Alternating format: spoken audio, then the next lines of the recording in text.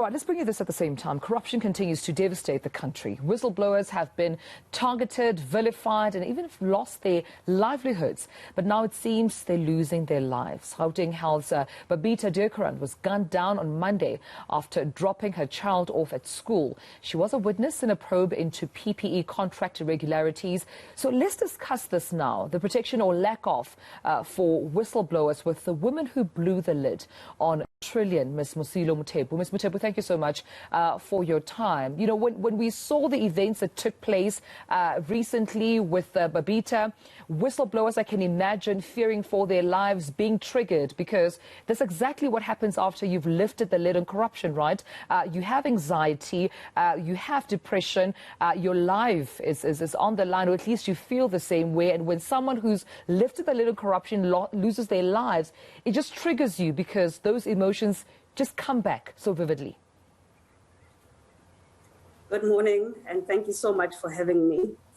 Yes, it indeed triggered a deep emotion of regret, of sadness that South Africa's heroes, with the whistleblowers who stand up against corruption because they are patriots, have to lose their lives, as you said, their livelihoods, their mental health.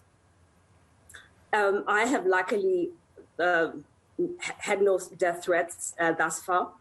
I think Trillion's way of getting back was was a smear campaign and litigation.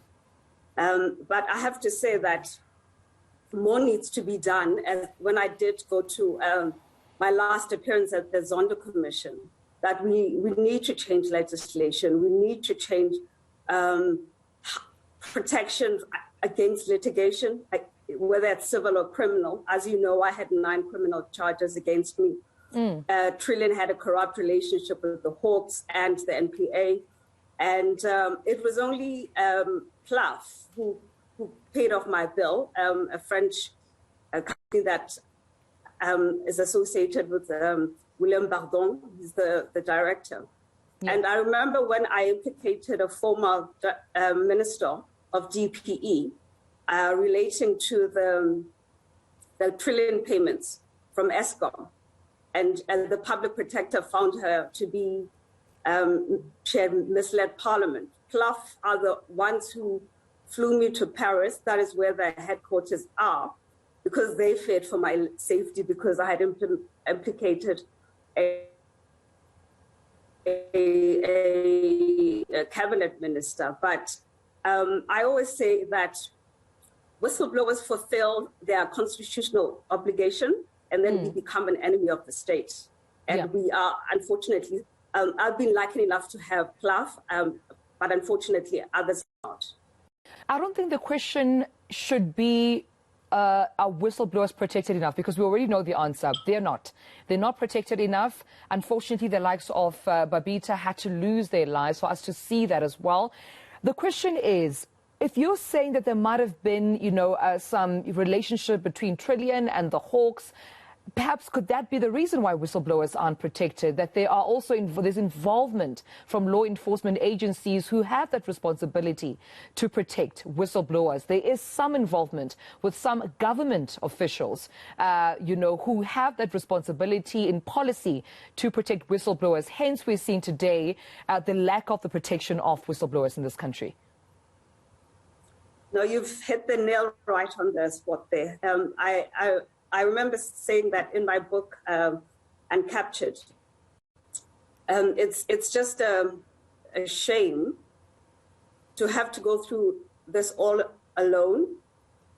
And but for me, I decided if it means dying for the cause, then I was going to be able to do it. More needs to be done from civil society. If you remember, state capture is the weaponization of state institutions. It's not just looting.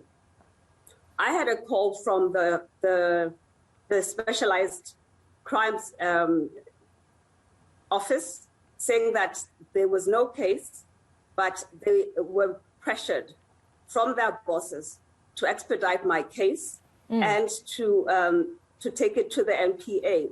as I sit with you right now, I'm still regarded as suspect because they haven't told me that they are not going to prosecute. And if you can look at the last 9 years, the case that has been in the media was the SARS rogue unit.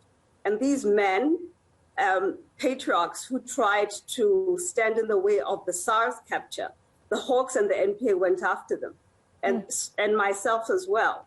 And all the other architects, captains of state capture, the Salim Isses, the Trillions, they're living up in Dubai and Melrose Arch and Sandhurst enjoying their helicopters. While we live in fear, I mean, I've had to take various steps with regards to my own personal safety. Yeah. I don't take the same route twice. There's no location on my phone. I try to Uber. I always have people around me. So it's also mental awareness, but it takes away your peace of mind as well. Right. It just makes one wonder the quality of life, what happens to that? And unfortunately, it's definitely been compromised. We have to leave it there, but thank you so much for speaking to us, Mosilo Mothepu, for your time, speaking there as a whistleblower against Trillion.